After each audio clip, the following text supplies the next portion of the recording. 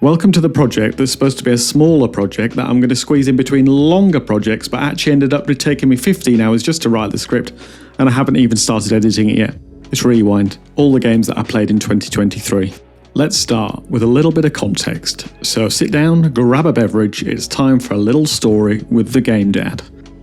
In 2023, I started to make note of every game I'd completed. This all started because I've got 769 games in my Steam library, and I wanted to start finishing as many as I could before, So without further ado, here is a list of every game's credits I saw in 2023. Now, game number 13 will shock you. I'm joking, it won't. I'll just tell you now, it's Undertale. Right, let's get into the games. Let's kick off the year with what makes the most sense, January. Now in January I defeated 4 games in total, starting with Trials Fusion. Trials Fusion's a mix of frustrating yet fair platforming racing, and I played the original Trials HD back in my uni days on the old trusty 360. And getting into it, I will say it did take me back, only for to realise now my old figures aren't what they once were. I added the game to my Steam account in October 2022, which means it was only on my backlog for about 3 months. On the 17th of January I completed Tokyo 42, an isometric shooter set in futuristic Tokyo. Another slightly frustrating game that I struggle with. I remember having to look up various mission guides on YouTube due to the pretty tricky to wrestle controls. It did have a banging soundtrack though. Emily is Away blew my tiny mind when I played it. As a 90s kid who grew up chatting to my crushes on MSN, this took me back to a time like no other game could. It's an interactive story where you keep up with your pals via MSN, and I just remember feeling just so in awe at the end. Sat there blinking at my screen, not really knowing what to do next. Take this as a big recommendation from your dad, although if you're under 35 this might not affect you in the same way as it did me. It wasn't until March that I completed my next title, but it was a strong start. The only game I 100% completed in 2023, Knightmare Tower. Akin to a 2010 mobile game like Jetpack Joyride or Cannibalt, this is probably because it was released in the App Store back in 2013, where you play as the titular knight strapped to a rocket trying to rescue a princess. I would describe it as a roguelite, but it came years before some of the modern roguelite games which have proven to be so popular in recent years. But there was just something about the simplicity of this game, bouncing off enemies' heads left and right, that just made me want to achieve everything that Knightmare Tower had to offer. After a slow march, I picked things back up again with the first 2 games that would see me through the month. Starting with OlliOlli World. Now this is the 2022 sequel to OlliOlli, which I'd already completed on my PlayStation before I was a nerd and started taking notes of the games I was playing. A beautifully stylised game, OlliOlli World is what would happen if a Mario platformer made a baby with one of the Tony Hawk's games. I wasn't compelled to get all of the achievements for this one, as I remember some of them being pretty obnoxious, but I had a bloody good time with this one regardless. The second game that I ticked off the pile in April was Super Meat Boy, a game that at the time had been sat in my library for over 4 years. It's a brutally hard platformer where a sentient lump of meat gets shredded over and over and over and over and over and over and over again in a quest for love. Kind of romantic. But I eventually beat the meat on the 11th, making that my final game for April. Moving into May, the Force be with you, I completed Star Wars The Force Unleashed, another game that I'd started years ago back on the 360, but wouldn't complete for nearly 15 years later. If you haven't played this one yet, then get it on the Steam sale. It's like £3 and you can throw some stormtroopers into a wall. It's a perfect stress reliever. After that I played Ori the Blind Forest, a stunningly beautiful, emotionally devastating Metroidvania of a game that tested my reflexes and my ability not to cry. I mean honestly, what a game. Not only is it the most beautiful game I played in 2023, but it might just be the best. As you can see from the dates, I beat Ori in a day, which, if you have kids, you know is basically an impossible task, so expect a longer video of me rambling on about this one at a future date. What else is there to say apart from it? Well, if you haven't already, stop this video immediately and come back in a bit. SpongeBob Battle the Bikini Bottle Rehydrated, what a mouthful to say, is definitive proof that licensed games can be good. Initially I bounced off this one, but after a long weekend with my wife away on a hen party, I picked up my Steam Deck between nap times and polished this one off. I've never played the original, so there's no nostalgia for me, but it's clearly been remade for a reason. BBB is colourful, funny, and easy to play with some solid 3D platforming. Also, if you're starting to introduce your own kids to games, then there are worse ways to start than this. June started off with what would be a fan favourite for some, Sonic Mania. Now it's considered the best of the Sonic games in recent years, mostly because it was made by fans who actually understand the franchise. But for me, I've never been a Sonic fan, and this one is no different. I prefer a slower pace of platformer like a Super Mario Wonder or a Celeste. Saying that, the music absolutely bangs. In fact, have a little listen to this.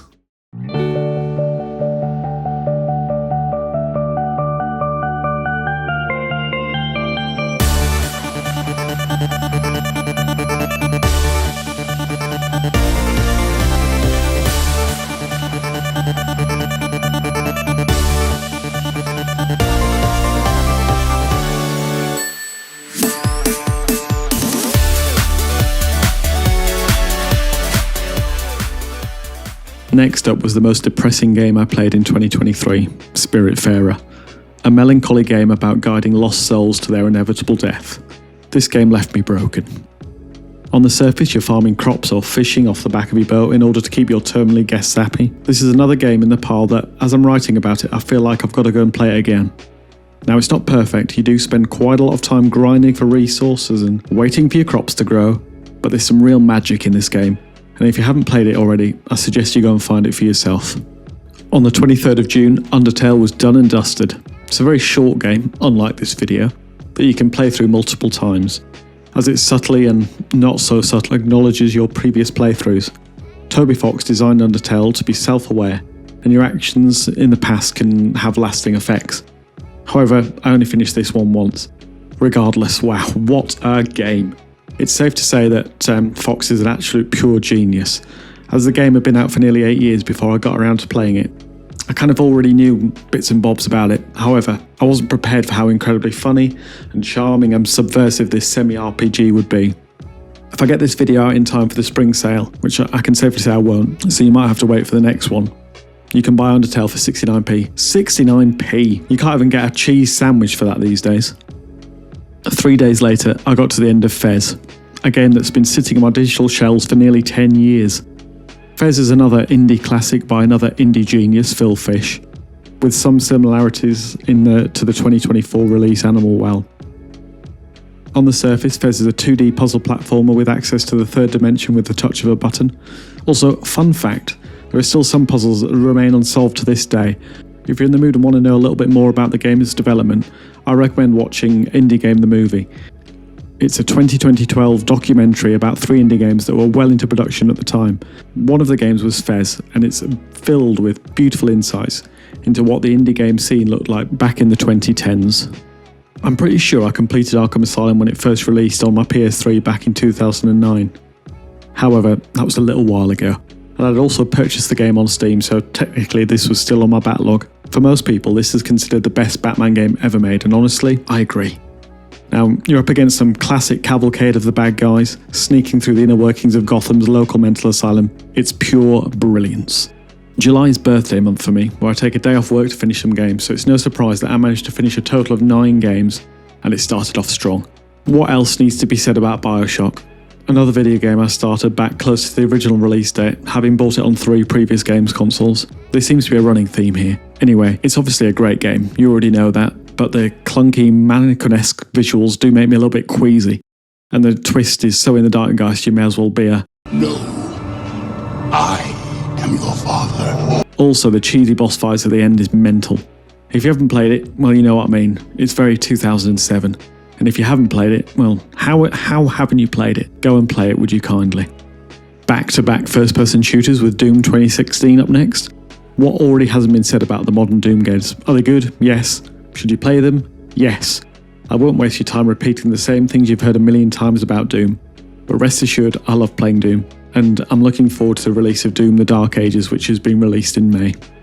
It's another Star Wars game. In fact, it's another Force Unleashed game. And honestly, I'm really going to rack my brains about this one. For me, both games merged into one in my memory. I think the sequel is a bit more buggy and... Actually, just hold on a second.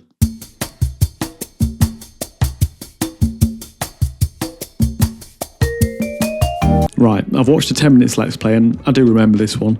There is a more confused, less impactful story that follows a supposed clone of Starkiller trying to rediscover his identity.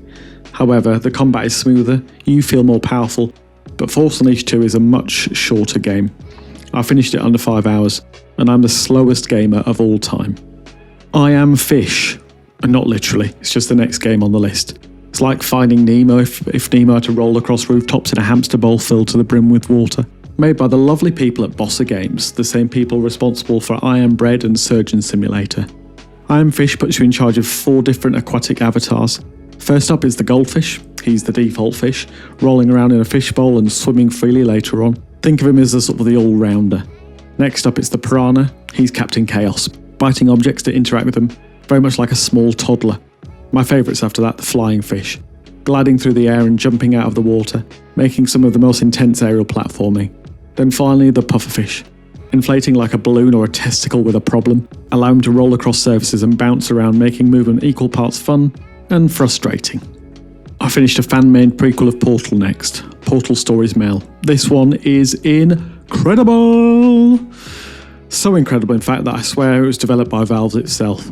With a brand new Portal gun, 22 original and extremely challenging puzzle rooms, Portal Stories Mail was built by Prism, a group of more than talented team of modders, and it's free on Steam.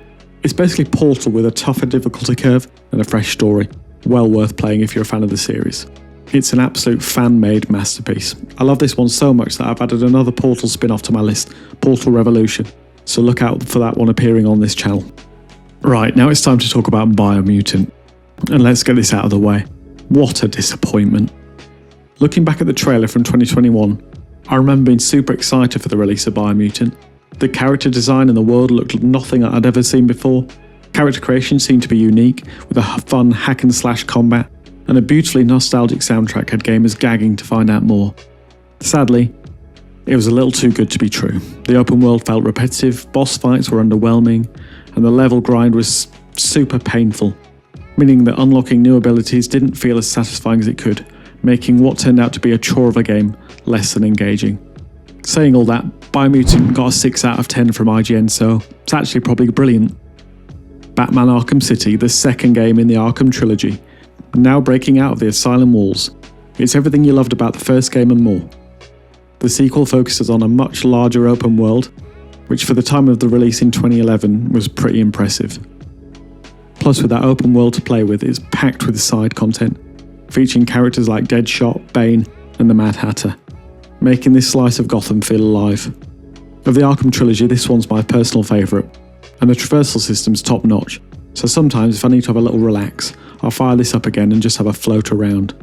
I think this might be the key reason I've not had a heart attack yet, so what I'm saying is, go play Arkham City. It's currently on Steam for under £3. Well, with that, I finally made it through July, and because the south of England had a particularly nice, sunny, warm August, I only managed to complete one game, but it was a good one. Now, before I was a human dad, I was actually a cat dad, which is why Stray is the game for me. Off the bat, there are a few too many quick-time events for my liking, but I'll give it a pass. It's cats, for goodness sake. Now, set in a beautifully apocalyptic city, you play as the titular Stray cat. Now, after reading some of the reviews, I know Stray isn't for everyone. I had a really good time playing this one all the way to the credits. My only main criticism is that you can't play as a Sphinx. Another one game wonder month this month, but it was the game that I put the most time into this year, clocking in at about 53 hours. Hopefully you can understand why I was playing nothing else in September. Welcome to Hogwarts Legacy. Now, I'm not going to mention JK Rowling and her controversial tweets, and we'll try and separate art from artist. That said, I can confirm this is a cracking and addictive play. From the flow of firing off a barrage of spells, to hopping on a broom, and every magical moment in between. If you've read a Harry Potter book, play this. If you grew up in a cupboard under the stairs, play this. If you once threw yourself out of a bedroom window straddling a Dyson, play this game. This is the third month in a row where I only beat one game, and this time it was just alright. A pointy clicky from 1996 that forces you to control a sexy French lady and a dude called George. Oh, the 90s, you really were a strange time. Yeah, it's Broken Sword.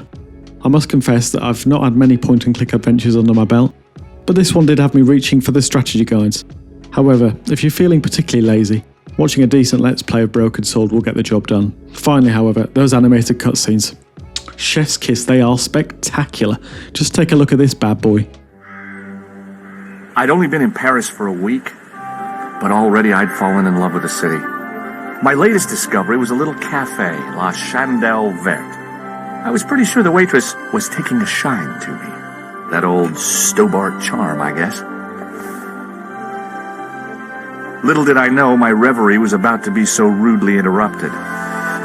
Now we've finally made it to December. It's nearly Christmas and I polished off 4 games over the festive period. The first one is probably considered to be the best Lord of the games ever made. It's Golem. I mean Shadow of Mordor.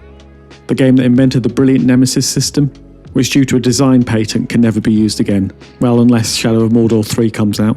Which is also never going to happen because Warner Brothers shut down Monolith Studios this year. Genius! Anyway, Shadow of Mordor is a great play.